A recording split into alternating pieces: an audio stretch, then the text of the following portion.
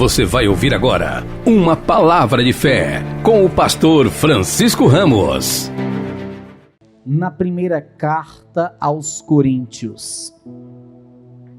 Primeira carta aos Coríntios, no capítulo 7.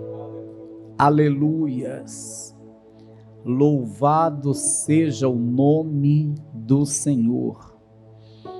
Primeira carta aos Coríntios, capítulo 7. Eu faço aqui uma breve leitura e eu peço que você acompanhe comigo a partir do versículo 1, que diz assim: Ora, quanto às coisas que me escrevestes, bom seria que o homem não tocasse em mulher. Mas, por causa da prostituição, cada um tenha a sua própria mulher, e cada uma tenha o seu próprio marido. O marido pague à mulher a devida benevolência, e da mesma sorte a mulher ao marido. A mulher não tem poder sobre o seu próprio corpo, mas tem-no o marido. E também, da mesma maneira, o marido não tem poder sobre o seu próprio corpo, mas tem-no a mulher.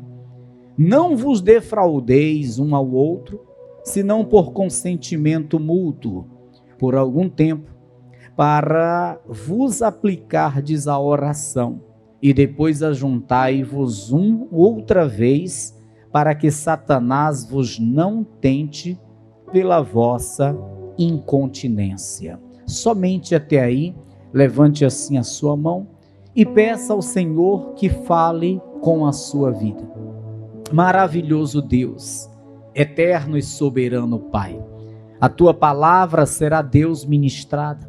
Eu peço que o Senhor fale a cada vida, a cada coração, que o teu poder opere na mente de cada um, no coração de cada um, através desta santa palavra, em nome de Jesus, amém e amém. Se você pode, aplauda bem forte ao Senhor, bem forte, abra a tua boca e diga glória a Deus.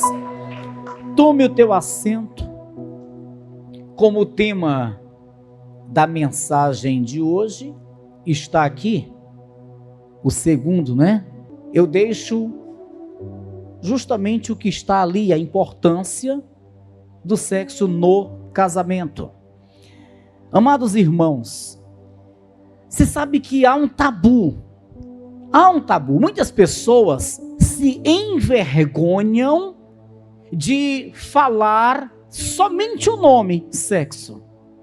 Já outras pessoas acham que só em falar acerca do assunto já comete-se um pecado. Mas na verdade não existe isso. E é a primeira coisa que nós devemos entender. O sexo não é pecado desde que ele seja praticado dentro do casamento. Você casou? Ora, se você casou, então há uma ordenância de Deus para você. Há uma ordenança de Deus para o casal. E sabe qual é essa ordenança? Lá no livro de Gênesis está escrito, o próprio Deus, ele diz no capítulo 1 e versículo 27, e criou Deus o homem à sua imagem.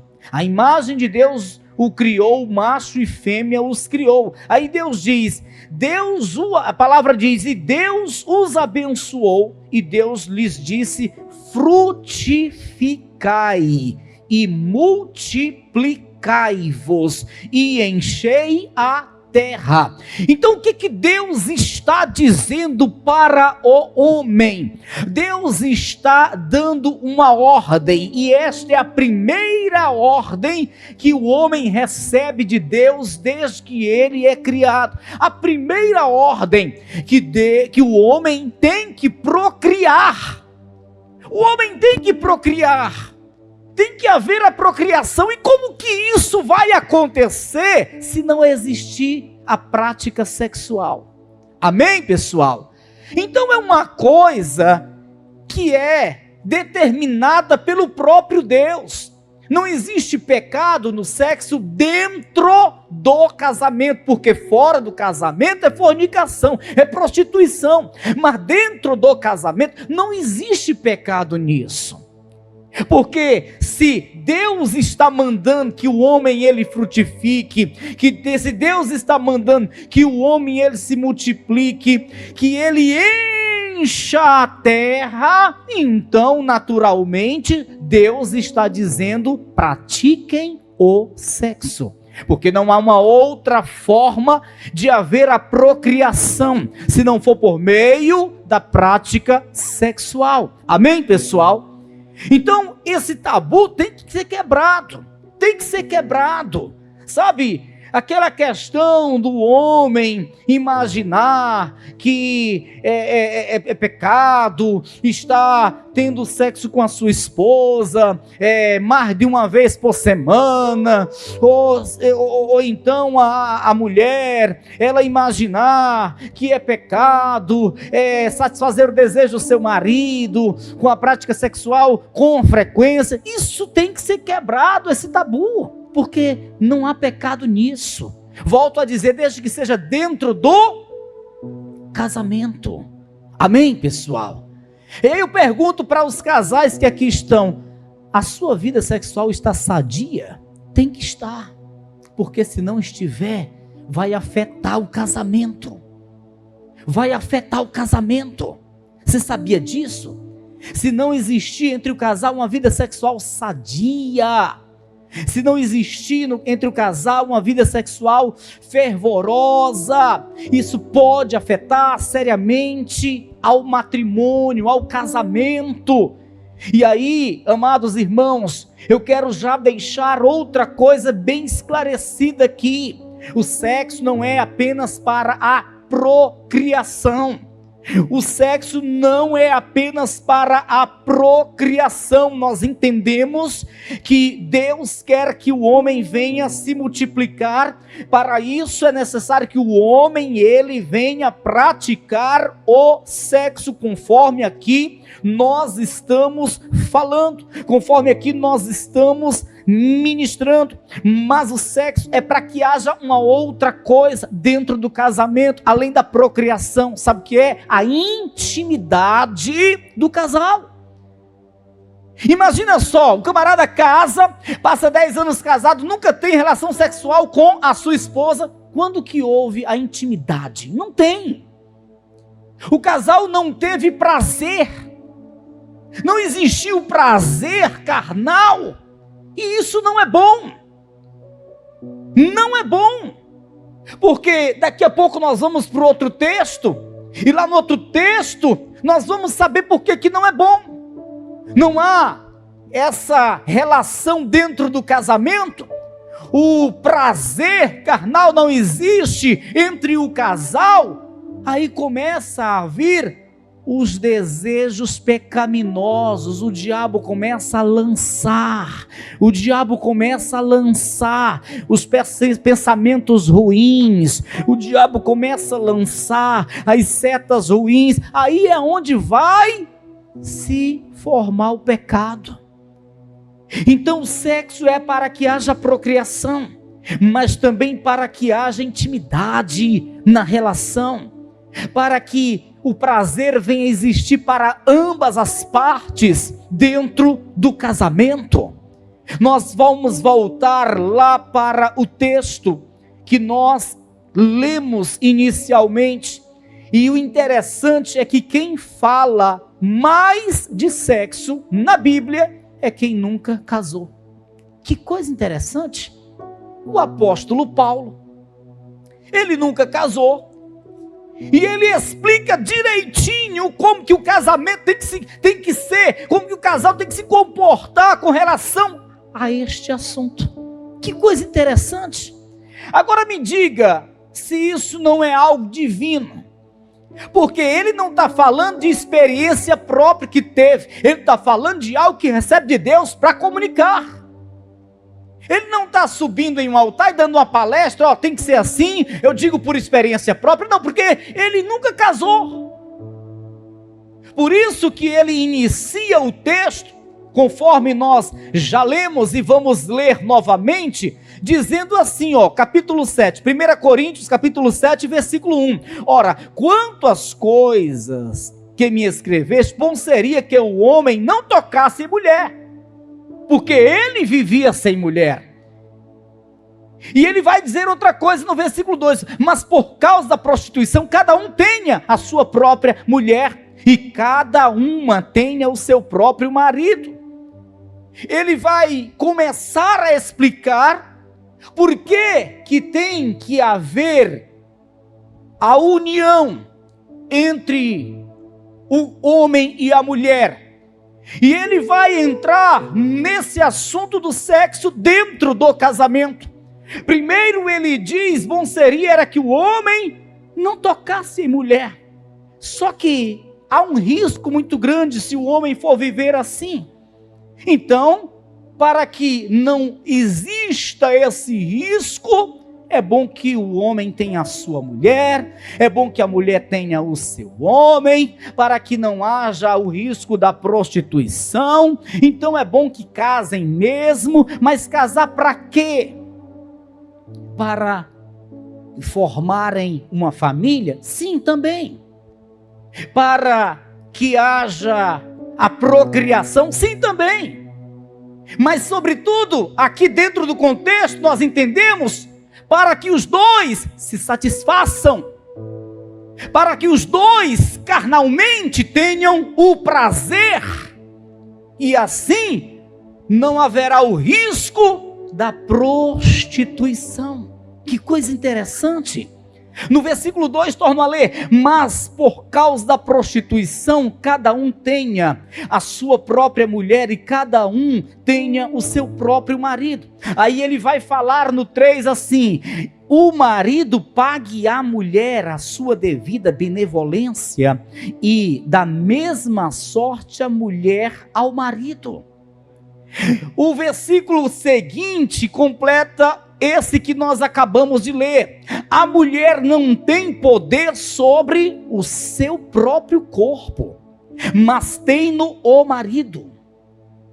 E também, da mesma maneira, o marido não tem poder sobre o seu próprio corpo, mas tem-no a mulher. E aí, amados irmãos, nós temos que entender aqui esse versículo. Nós temos que compreender esse versículo. O compromisso do casamento importa a cada cônjuge abrir mão totalmente do direito exclusivo do seu próprio corpo. Ou seja, o marido, ele passa a ter direito no corpo da mulher e vice-versa. Coloca lá, irmão, está aqui, ó. Eu quero que você leia, porque é melhor para você entender e grave isto. A mulher não tem poder sobre o seu próprio corpo, mas tem no marido. E também, da mesma maneira, o marido não tem poder sobre o próprio corpo, mas tem no a mulher. Aí o irmão coloca lá aquela passagem que eu pedi para o irmão colocar inicialmente, para que a igreja entenda esse versículo, porque muitos estão errando nisso aqui. Veja, o marido pague a mulher, é o versículo que nós estávamos lendo. Com o compromisso do casamento, importa a cada cônjuge abrir mão do direito exclusivo do seu próprio corpo e conceder esse direito ao cônjuge. Isso significa que nenhum dos cônjuges deve deixar de atender os desejos sexuais normais do outro. A mulher não pode deixar de atender os desejos sexuais normais, dentro do padrão do seu esposo. O homem não pode deixar de atender os desejos sexuais normais da sua esposa. É aquele dia que o camarada, deixa aqui. É naquele dia que o camarada chega do trabalho e ele está meio cansado, e aí ele vai se deitar e a mulher está esperando ansiosamente o varão para se deitar, para namorar, para ter aquele momento prazeroso. Mas aí o camarada, ele se deita, nem banho toma, e aí diz: eu vou dormir. Não quero saber, não dá certo, estou cansado demais, ô glória. E aí a mulher fica: poxa, estava esperando, hoje eu me aprontei todo, estou com tanto desejo, estava esperando e agora? Vou dormir e ele está lá. Eu ouvi um pregador dizendo que quando isso vier a acontecer, a mulher dá um jeitinho para ele ir no banheiro tomar banho. E aí, ela, ao invés de deitar assim, se deita assim na cama. Aí ele não tem onde se deitar. Quando ele voltar do banho, ele tem que atender o desejo sexual da mulher. Amém? É isso aqui, ó. É isso aqui. Mas serve também para as mulheres. Porque o camarada chega e o camarada já vem pensando: oh glória, a minha esposa vai estar arrumada, cheirosa, bonitinha, com aquela roupa bacana, aquela que eu comprei lá no Norte Shop, oh glória, profetiza, né? Aí o camarada chega, a mulher já está dormindo, assanhada, fedendo a cebola. Ai, Jesus amado. Aí o irmão lá fica só no desejo, fica só na vontade, e a irmã já está dormindo, e a irmã nem colocou aquela roupa que chama atenção, não é? A irmã nem colocou aquela roupa atraente, a irmã já está dormindo. Aí o camarada chega: Jesus amado, tem misericórdia, meu Deus. Então, isso não pode acontecer. O camarada, ele dá um toquezinho assim, ó, do jeito que eu estou fazendo aqui, ó: amorzinho, se levanta, vai tomar banho, vai vestir aquela roupa, vai colocar aquele perfume, eu estou aqui te esperando. E a mulher, ela tem que ser sábia. A mulher tem que ser sábia. E ela tem que atender isso aqui. É o que está escrito, amados irmãos. Isso é Bíblia. Isso é Bíblia. Escuta bem, veja.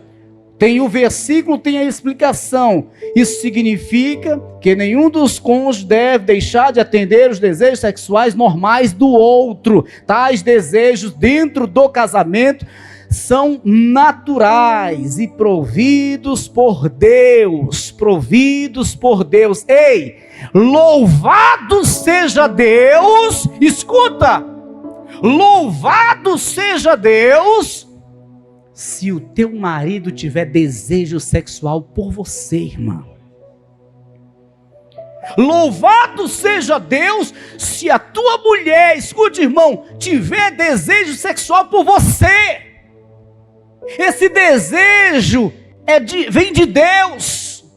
É ruim quando o homem tem um desejo por outras mulheres. Aí o pecado já está se formando dentro do coração. É ruim quando a mulher tem um desejo sexual por outros homens. Aí o pecado já está sendo gerado no coração. Mas quando o casal está assim, o homem tem desejo por sua esposa, isso é de Deus, isso é normal. Ah, meu marido, mas já fizemos ontem, e daí? O desejo veio hoje de novo. Isso é normal. Isso não tem nada do diabo. Ah, meu marido, mas já fizemos hoje de manhã, e daí o desejo vem de noite de novo. Isso é normal.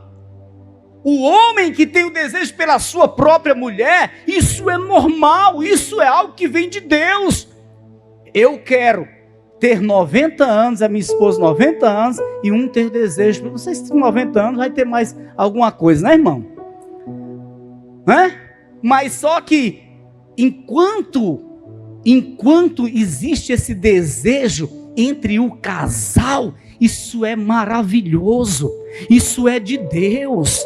Isso não é coisa do diabo, não. Então, irmã, louva a Deus se o varão, ele está te desejando ter relação sexual contigo. Irmão, louva a Deus se a varoa está desejando ter relação sexual contigo. Isso é algo de Deus e significa que o teu casamento está bem.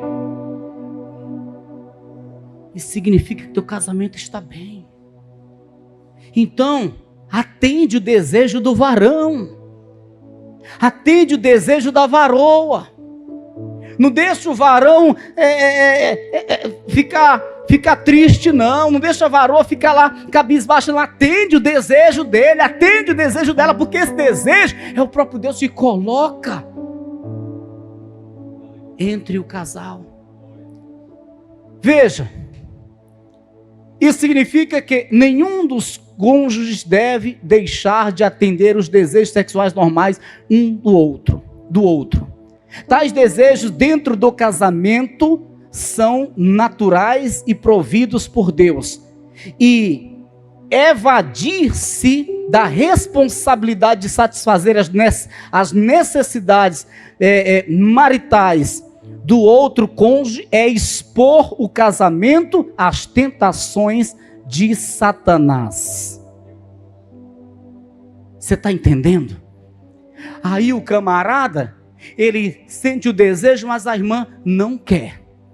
Ele sente o desejo, mas a irmã não dá certo hoje. Ele sente o desejo, mas a irmã só protelando. Aí o diabo vai se aproveitar e ver aquela brecha e vai começar a lançar seta, vai começar a fazer ele se sentir atraído por outras pessoas, e aí vem a desgraça. E isso está aqui na Bíblia. Isso está aqui na Bíblia. Versículo 4. A mulher não tem poder sobre o seu próprio corpo, mas tem no o marido.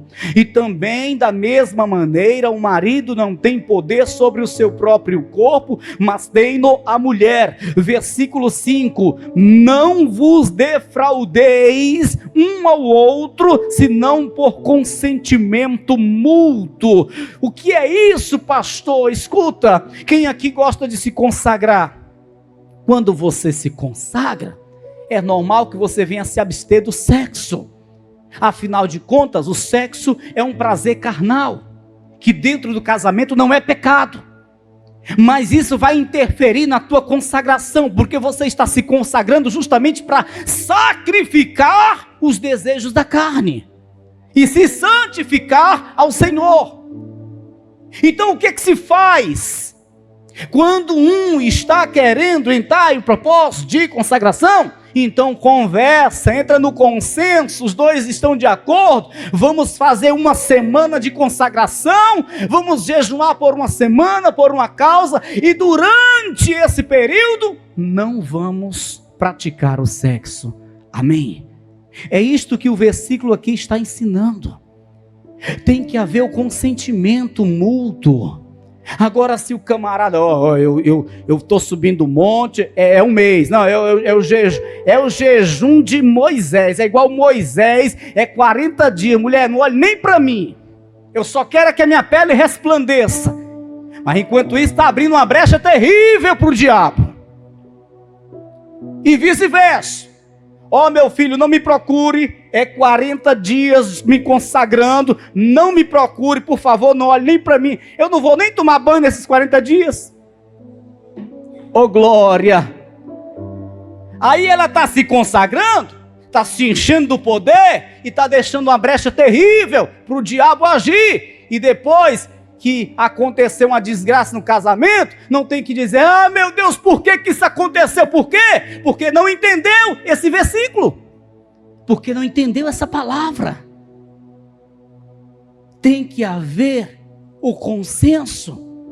Mulher está de acordo, vamos jejuar, vamos entrar num propósitozinho, vamos, amém. Houve o consenso.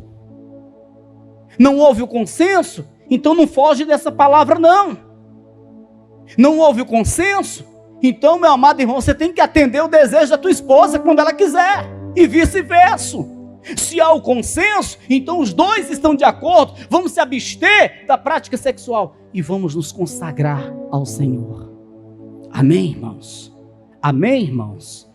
Veja, versículo 5: não vos defraudeis um ao outro, senão por consentimento mútuo, por algum tempo, para vos aplicardes à oração, e depois ajuntai-vos outra vez, para que Satanás vos não tente pela vossa incontinência.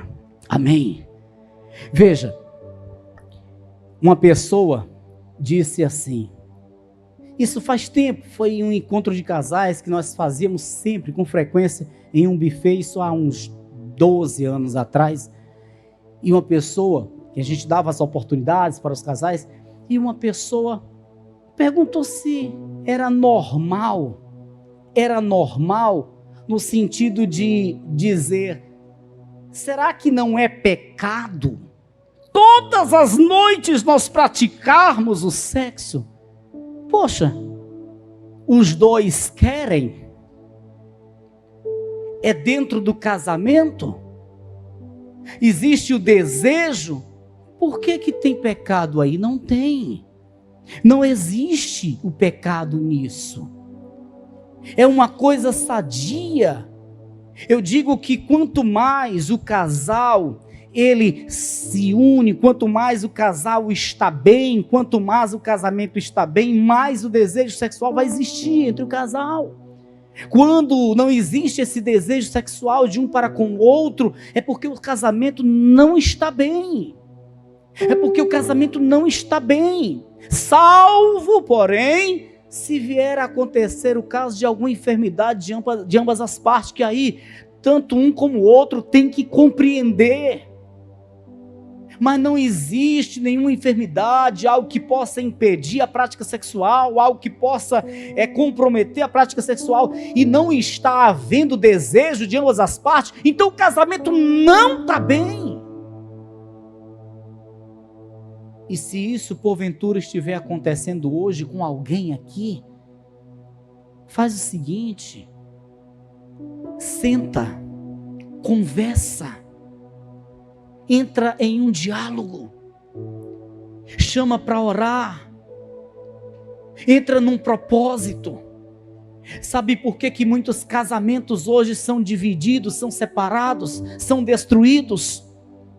Porque um dos dois não está bem, um dos dois está perdendo aquele desejo para com seu cônjuge, está perdendo aquela vontade, aquele desejo sexual, aquela vontade, está perdendo aquele amor, e aí ninguém fala nada.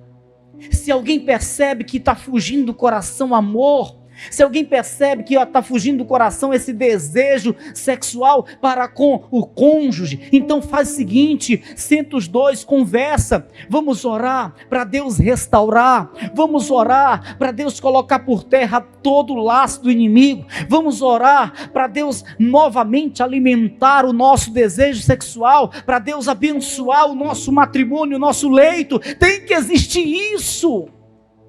É porque hoje a maioria das pessoas só lembra de orar, entrar em propósito, quando é para pedir uma bênção material, quando é para pedir uma cura, mas quando um entre os dois está sendo tentado, quando o amor entre o casal está querendo esfriar, quando aquele desejo sexual está deixando de existir, então cabe os joelhos dobrados, as mãos levantadas, cabe aí a oração, porque se houver a oração por qualquer causa, certamente o Senhor vai atender e Ele vai abençoar, inclusive nesta causa. Amém, pessoal? O que eu quero que você entenda é que se não existir a prática sexual dentro do casamento, o casamento não vai longe. Se não existir a prática sexual dentro do casamento, o casamento não está bom e aquele casamento tende a ser destruído e rapidamente. Eu não sei se você percebeu, mas a época em que nós vivemos é bem semelhante à época de Sodoma e Gomorra. Quem já percebeu isso? Quem já percebeu isso? Hoje, tanto mulheres como homens que não conhecem a Deus, não temem a Deus, andam praticamente nus aí fora. Sim ou não? E você, onde anda, pode nem ser tão bonito, mas é assediado. Você não precisa nem ser bonito. De vez em quando você está recebendo cantada. A mulher de vez em quando está recebendo cantada de homens. O homem de vez em quando está recebendo cantada de mulheres. Por quê? Porque o mundo aí fora está bem semelhante a Sodoma e Gomorra. As pessoas estão andando praticamente nuas, se insinuando. E aí, amados irmãos, se o casamento não está bem, se a mulher não está atendendo o desejo sexual do marido e vice-versa, então há uma facilidade muito grande desse casamento sucumbir, desse casamento ser destruído. Amém? Então diga para a varoa, se ela está ao teu lado, ou para o varão, ó, vamos praticar mais o sexo, viu? Ô glória! Ninguém disse glória, só Jesus. Pastor, é porque não tem mais desejo dentro de casa, pastor. Então dobra o joelho e ora, faz jejum, para que esse desejo volte, porque se não existir esse desejo, aí é onde está o pecado. Aí é onde está o pecado. Pastor, é porque a casa é cheia de menino, pastor, o dia todo, pastor. De repente a gente tem desejo, a casa cheia de menino. Bota o menino para tomar sorvete, irmãos. Dá um jeito. Mas tem que existir. Tem que existir. Amém, pessoal? Lembra da lua de mel. Quem lembra da sua lua de mel? Quem lembra da sua lua de mel? Oh, glória! Como era a lua de mel? O negócio foi tão forte, não foi, irmão? O mistério foi tão forte. Pois é. Faz novamente a lua de mel. Vamos nos reservar. Olha, tu é minha, eu sou teu. É igual o Salomão lá. Já leu Cantares de Salomão? Olha, tu é minha, eu sou teu, e ponto final, é só nós dois, e amém, e elogio, que coisa linda é o livro de Cantares. Tem que existir isso, amados irmãos, tem que existir isso. Ora, se dentro de um casamento não existe isso, o negócio está à beira de uma destruição. À beira de uma destruição. O sexo, eu volto a dizer, é determinação divina para que haja procriação, e não apenas para que haja procriação. Por que Adão estava triste lá pelos cantos? Adão via lá o elefante e a elefante fêmea, o leão e a leoa. Adão via lá o macaco e a macaquinha, né? Se abraçando, se beijando, praticando sexo, procriando, e Adão olhando triste pelos cantos da parede. Aí o Senhor falou o quê? Não é bom que o homem esteja só, mas não é bom mesmo. Far-lhe-ei uma adjuntora para que esteja como diante dele.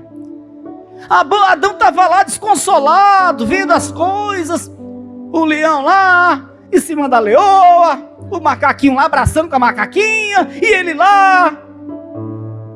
E Deus disse, não é bom, não é bom que o homem esteja só. Eu tenho que fazer a fêmea. Eu tenho que fazer a fêmea para que esteja como diante dele. Aí Deus fez. Aí disse, está aqui, homem. Tu estava triste? Está aqui, ó. Está aqui a varoa.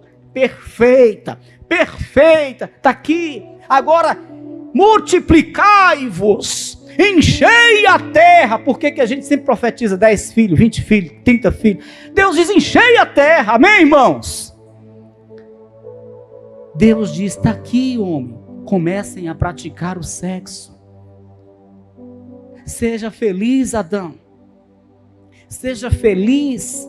Está aqui uma varoa para tu ter intimidade com ela, para tu sentir prazer com ela, e para tu procriar com ela. Amém? Ter intimidade, ter prazer, procriar. Quando você casou com a sua esposa, foi só pensando em ter filho? Foi nada. Foi pensando em sentir prazer com ela, em praticar sexo com ela. Casou, está praticando? Não, seja feliz. Se puder, uma vez por dia, 2 vezes, seja feliz.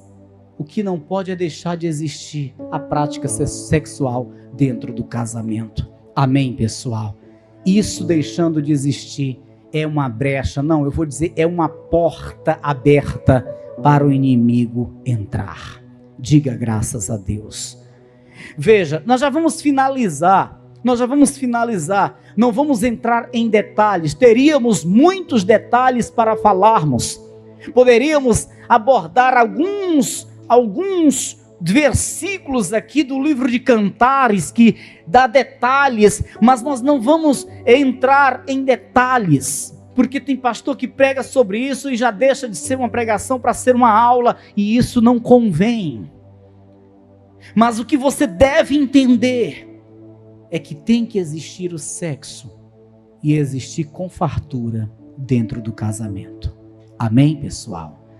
Veja, já vamos finalizar, mas eu quero que você observe e com muita atenção o versículo que nós lemos anteriormente. Versículo 5. Não vos defraudeis um ao outro, senão por consentimento mútuo.